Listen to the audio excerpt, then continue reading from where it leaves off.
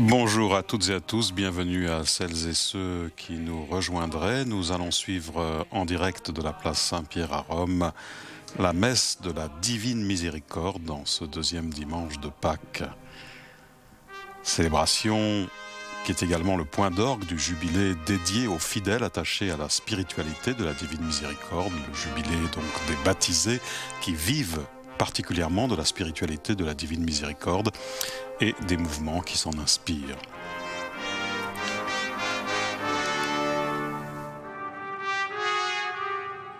Dans le cadre de ce jubilé, vous avez d'ailleurs peut-être suivi avec nous hier soir la veillée de prière organisée et présidée par le pape sur cette même place Saint-Pierre. Vous le voyez ce matin, noir de monde, cette matinée romaine.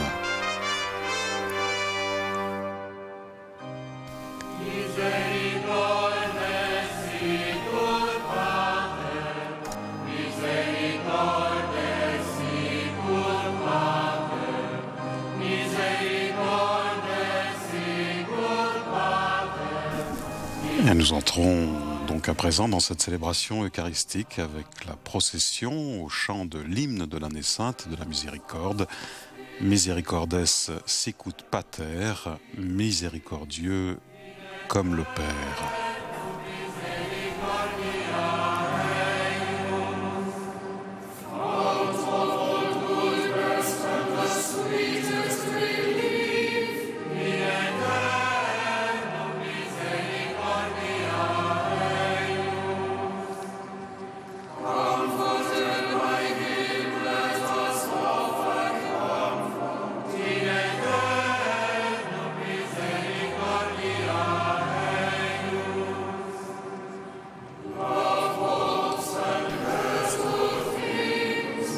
Et rappelons que la première fête de la Divine Miséricorde pour toute l'Église, pour l'Église universelle, était instituée par Jean-Paul II, Saint Jean-Paul II, le 30 avril 2000 à l'occasion de la canonisation de Sœur Faustine Kowalska, qui est à l'origine du culte de la Divine Miséricorde et de l'institution de sa fête. La fête a été célébrée donc, le dimanche 22 avril 2001 et elle est depuis célébrée donc tous les ans, le premier dimanche après Pâques, conformément aux demandes du Seigneur.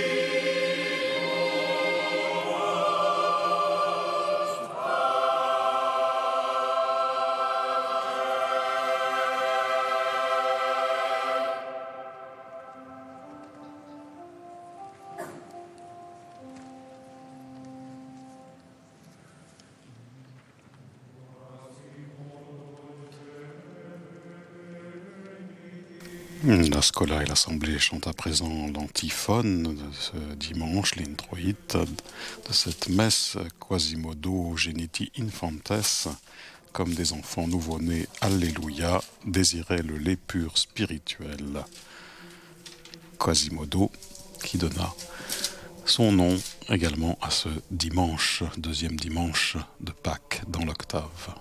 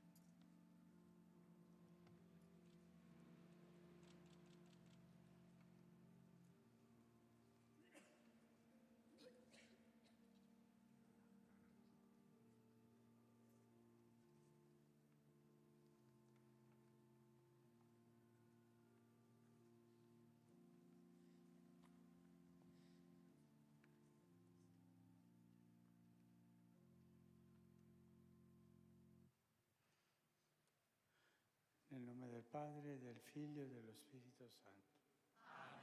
La pace sia con voi.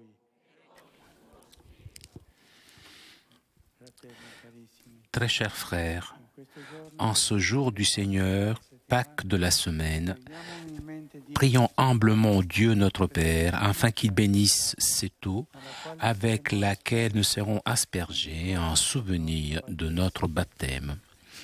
Que le Seigneur nous rénove intérieurement afin que nous soyons toujours fidèles à l'Esprit qui nous a été donné.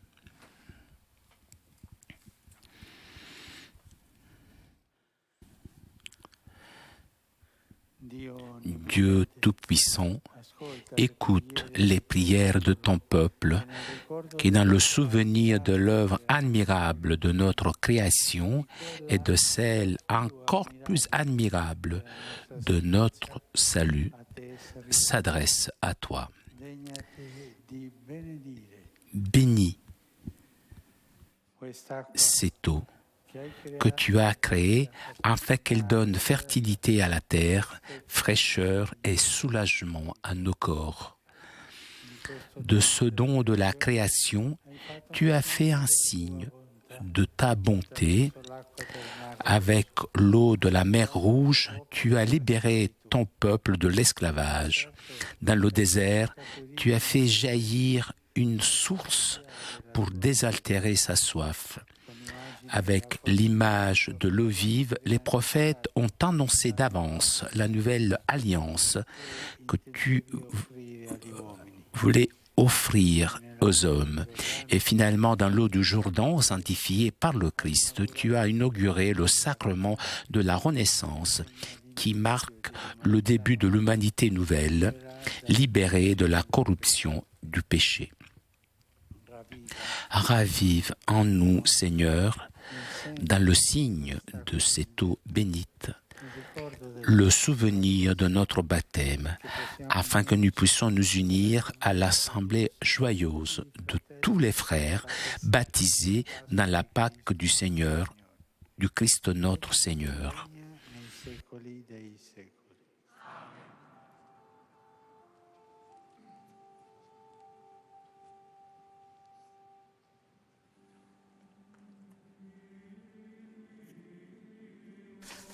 Voilà, c'est maintenant le rite de l'aspersion, rite pénitentiel en ce temps pascal, avec donc le rappel du baptême, et ceci au chant du Vidi Aquam, voici l'eau qui coule du saint temple de Dieu.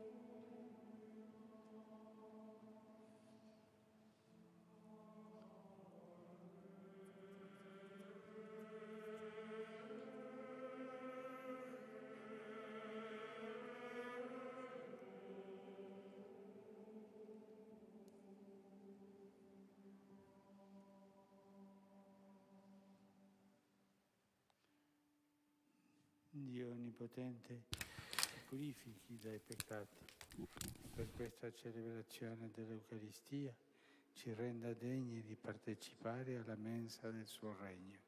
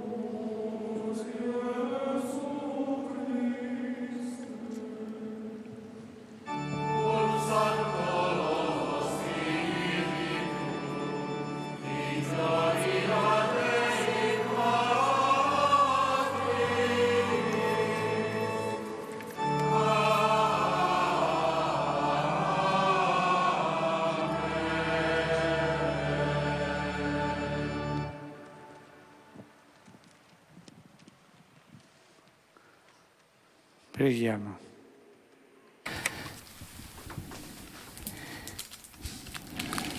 Dieu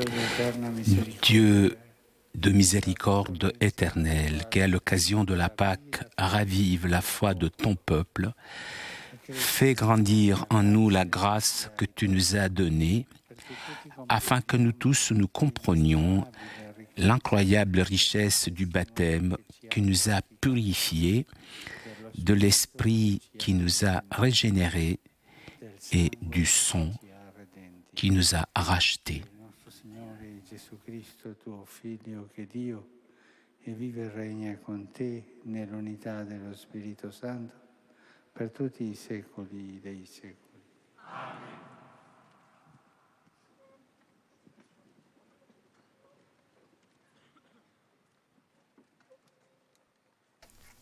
Et nous entrons dans la liturgie de la parole avec un passage du livre des Actes des Apôtres, une première lecture proclamée en anglais. A reading from the Acts of the Apostles. The faithful all used to meet by common consent. À Jérusalem, par les mains des apôtres, beaucoup de signes et de prodiges se réalisaient dans le peuple. Tous les croyants d'un seul cœur se tenaient sous la colonnade de Salomon. So many signs and wonders were worked among the people at the hands of the apostles, that the sick Personne d'autre n'osait se joindre à eux. Cependant, tout le peuple faisait leur éloge, et des hommes et des femmes de plus en plus nombreux adhéraient au Seigneur par la foi. On allait jusqu'à sortir les malades sur les places en les mettant sur des lits et des brancards. Ainsi, quand Pierre passerait, il toucherait l'un ou l'autre de son ombre. Et même une foule venue des villages voisins de Jérusalem amenait des gens malades ou tourmentés par des esprits mauvais. Et tous, ils étaient guéris.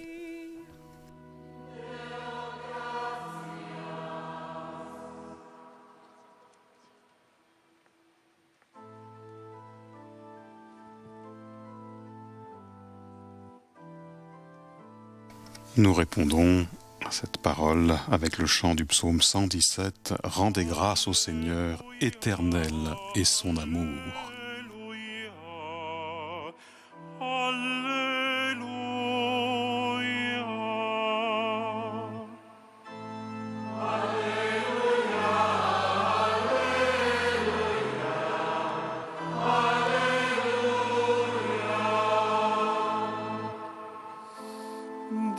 Israele il suo amore per sempre, dica la casa di Aronne il suo amore per sempre, dicano quelli che temono il Signore, il suo amore è per sempre. Alleluia.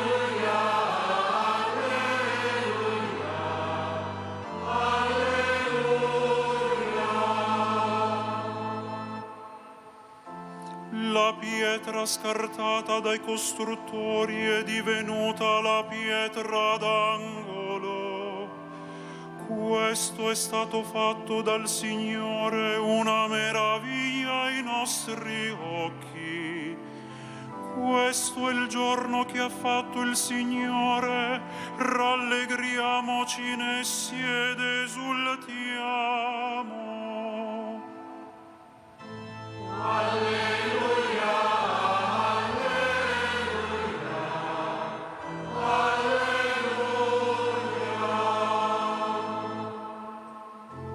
Ti preghiamo, Signore, dona la salvezza.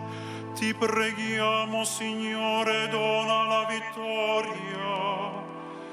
Benedetto colui che viene nel nome del Signore. Vi benediciamo dalla casa del Signore. Il Signore è Dio, egli ci illumina. Alleluia, alleluia, alleluia.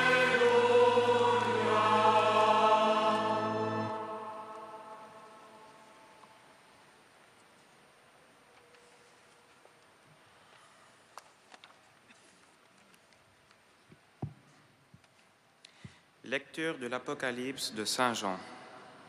Moi, Jean, votre frère et compagnon dans la persécution, la royauté et l'endurance avec Jésus, je me trouvais dans l'île de Patmos à cause de la parole de Dieu et du témoignage pour Jésus. C'était le jour du Seigneur. Je fus inspiré par l'Esprit et j'entendis derrière moi une voix puissante, pareille au son d'une trompette. Elle disait : ce que tu vois, écris-le dans un livre et envoie-le aux 7 églises qui sont en Asie mineure. Je me retournai pour voir qui me parlait. Quand je me fus retourné, je vis 7 chandeliers d'or, et au milieu d'eux, comme un fils d'homme vêtu d'une longue tunique, une ceinture d'or lui serrait la poitrine. Quand je le vis, je tombai comme mort à ses pieds, mais il posa sur moi sa main droite en disant : sans crainte, je suis le premier et le dernier, je suis le vivant. J'étais mort, mais me voici vivant pour les siècles des siècles, et je détiens les clés de la mort et du séjour des morts. Écris donc ce que tu auras vu, ce qui arrive maintenant et ce qui arrivera ensuite. Verbum Domini. Deo gratias.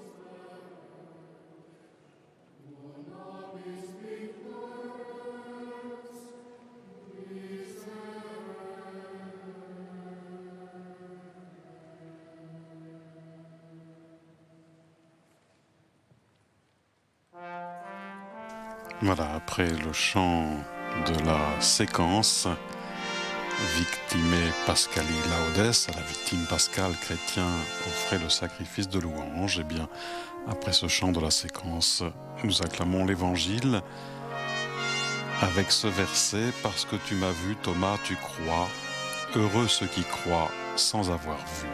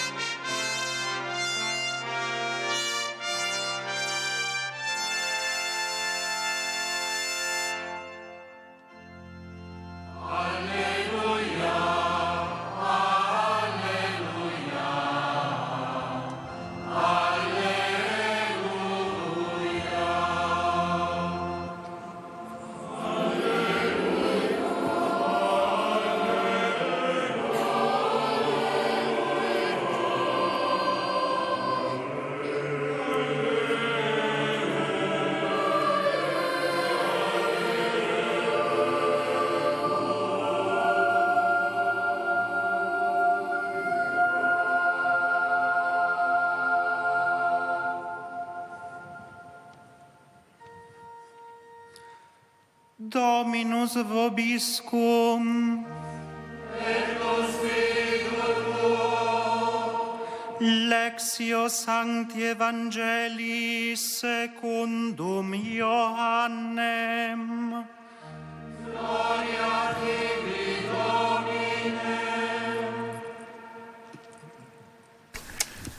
Domine. De l'Évangile de Jésus-Christ selon saint Jean.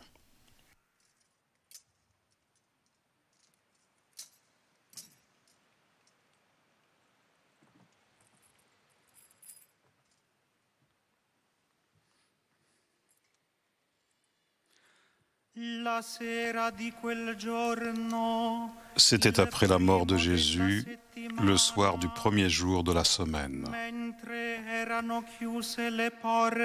Les disciples avaient verrouillé les portes du lieu où ils étaient, car ils avaient peur des Juifs. Jésus vint et il était là, au milieu d'eux. Et il leur dit: la paix soit avec vous. Après cette parole, il leur montra ses mains et son côté. Les disciples furent remplis de joie en voyant le Seigneur Jésus. Il leur dit de nouveau: la paix soit avec vous. De même que le Père m'a envoyé, moi aussi, je vous envoie. Ayant ainsi parlé, il répandit sur eux son souffle et il leur dit, « Recevez l'Esprit Saint. Tout homme à qui vous remettrez ses péchés, ils lui seront remis. Tout homme à qui vous maintiendrez ses péchés, ils lui seront maintenus. » Or, l'un des 12, Thomas, dont le nom signifie jumeau, n'était pas avec eux quand Jésus était venu. Les autres disciples lui disaient, « Nous avons vu le Seigneur. »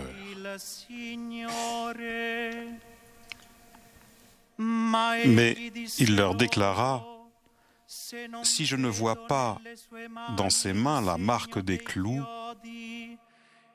si je ne mets pas mon doigt à l'endroit des clous, si je ne mets pas la main dans son côté, non, je ne croirai pas. » 8 jours plus tard, les disciples se trouvaient de nouveau dans la maison et Thomas était avec eux. Jésus vient alors que les portes étaient verrouillées et il était là, au milieu d'eux.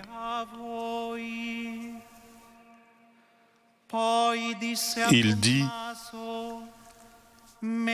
« La paix soit avec vous. » Puis il dit à Thomas, « Avance ton doigt ici et vois mes mains.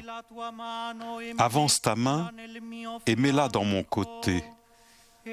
Cesse d'être incrédule, sois croyant. » Thomas lui dit alors, « Mon Seigneur et mon Dieu. » Jésus lui dit, « Parce que tu m'as vu, tu crois.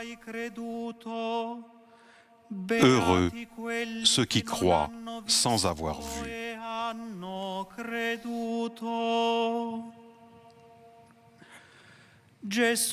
Il y a encore beaucoup d'autres signes que Jésus a faits en présence des disciples et qui ne sont pas mis par écrit dans ce livre.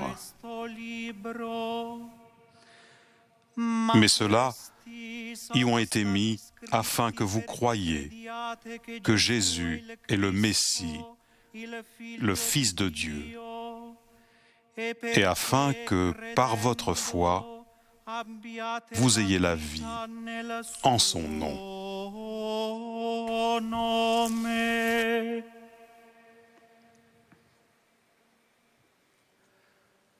Verbum Domini. Laus tibi Christe.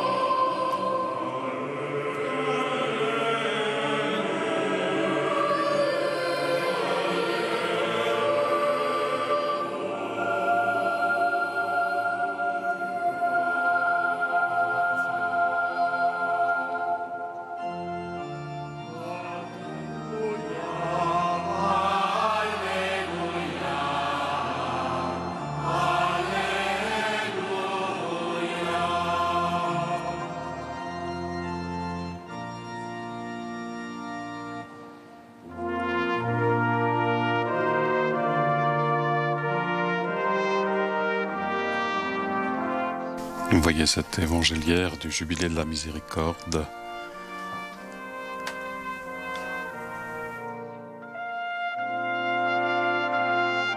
orné des mosaïques du père slovène Marko Ivan Rupnik, réalisé donc pour ce jubilé.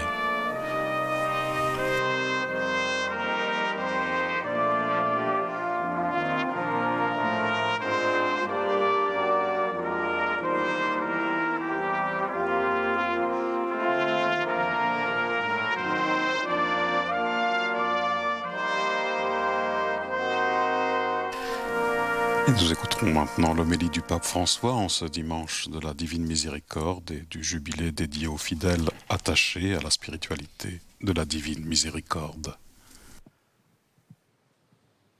Gesù, in presenza dei suoi discepoli, fece molti altri Il y a encore beaucoup d'autres signes que Jésus a fait en présence des disciples et qui n'en sont pas écrits dans ce livre.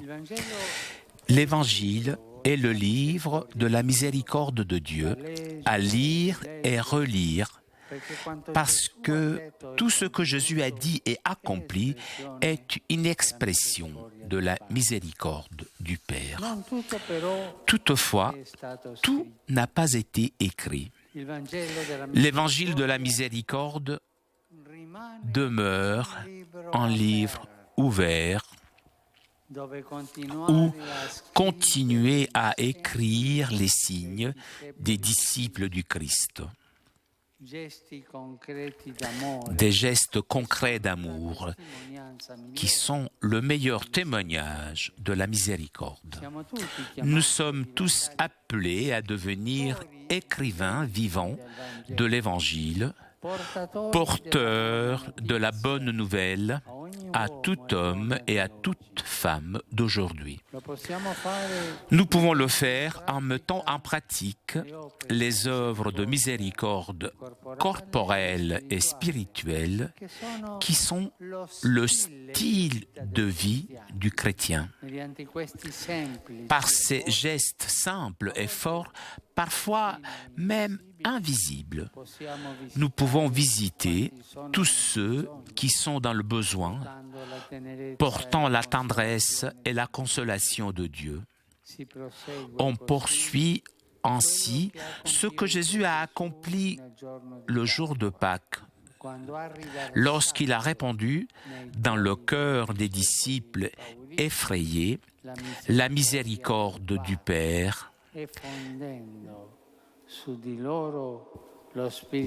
l'Esprit Saint qui pardonne les péchés et donne la joie. Toutefois, dans le récit que nous avons écouté, émerge un contraste évident. D'une part, il y a la crainte des disciples qui ferment les portes de la maison. De l'autre, il y a la mission de la part de Jésus qui les envoie dans le monde porter l'annonce du pardon. Il peut y avoir aussi en nous ce contraste, une lutte intérieure entre la fermeture du cœur et l'appel de l'amour à ouvrir les portes closes et à sortir de nous-mêmes. Le Christ, qui par amour est passé à travers les portes closes du péché, de la mort et des enfers, désire entrer aussi chez chacun pour ouvrir tout grand les portes closes du cœur. Lui, qui par la résurrection a vaincu la peur et la crainte qui nous emprisonne, veut ouvrir tout grand nos portes closes et nous envoyer. La route que le Maître ressuscité nous indique est à sens unique. Elle avance dans une seule direction, sortir de nous-mêmes, sortir pour témoigner de la force de guérison de l'amour qui nous a conquis. Nous voyons devant nous une humanité souvent blessée, craintive, qui porte les cicatrices de la douleur et de l'incertitude. Face à l'imploration douloureuse de miséricorde et de paix, nous entendons aujourd'hui adresser à chacun l'invitation confiante de Jésus. De même que le Père m'a envoyé, moi aussi, je vous envoie. Chaque infirmité peut trouver dans la miséricorde de Dieu un secours efficace. Sa miséricorde, en effet, ne s'arrête pas à distance. Il désire venir à la rencontre de toutes les pauvretés et libérer de nombreuses formes d'esclavage qui affligent notre monde. Il veut rejoindre les blessures de chacun pour les soigner. Être apôtre de miséricorde signifie toucher et caresser ses plaies, présentes aussi aujourd'hui dans le corps et dans l'âme de tant de ses frères et sœurs. En soignant ces plaies, nous professons Jésus. Nous le rendons présent et vivant.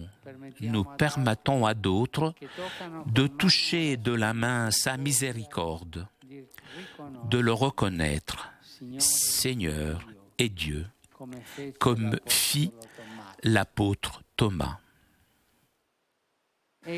C'est cela la mission qui nous a été confiée.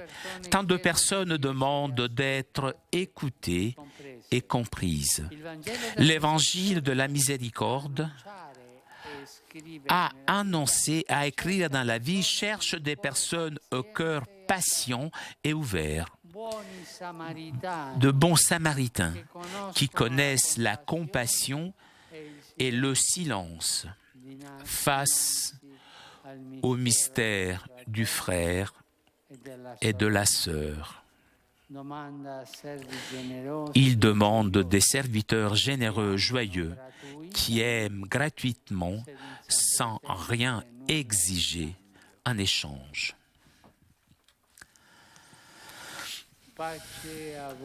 La paix soit avec vous. C'est le salut que le Christ adresse à ses disciples.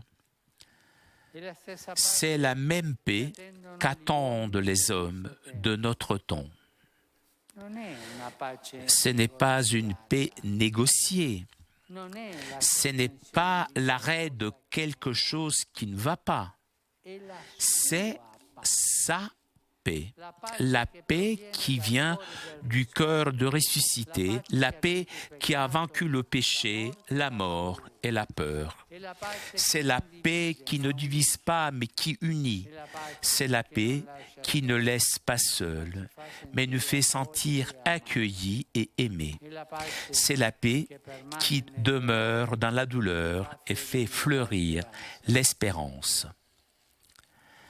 Cette paix, comme le jour de Pâques, naît et renaît toujours du pardon de Dieu qui enlève l'inquiétude du cœur.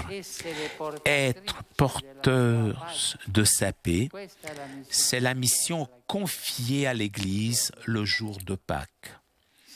Nous sommes nés dans le Christ comme instrument de réconciliation pour porter à tous le pardon du Père, pour révéler son visage de seul amour dans les signes de la miséricorde. Dans le psaume responsorial, il a été proclamé « Son amour est pour toujours ». C'est vrai. La miséricorde de Dieu est éternelle. Elle ne finit pas, elle ne s'épuise pas, elle ne se rend pas face aux fermetures et elle ne se fatigue jamais. Dans ce « pour toujours », nous trouvons un soutien dans les moments d'épreuve et de faiblesse, parce que nous sommes certains que Dieu ne nous abandonne pas. Il demeure avec nous pour toujours. Remercions pour son si grand amour qui nous est impossible de comprendre. Il est tellement grand cet amour. Demandons la grâce de ne jamais nous fatiguer de puiser la miséricorde du Père et de la porter dans le monde. Demandons d'être nous-mêmes miséricordieux pour répandre partout la force de l'Évangile, pour écrire ces pages de l'Évangile que l'apôtre Saint Jean n'a pas écrit.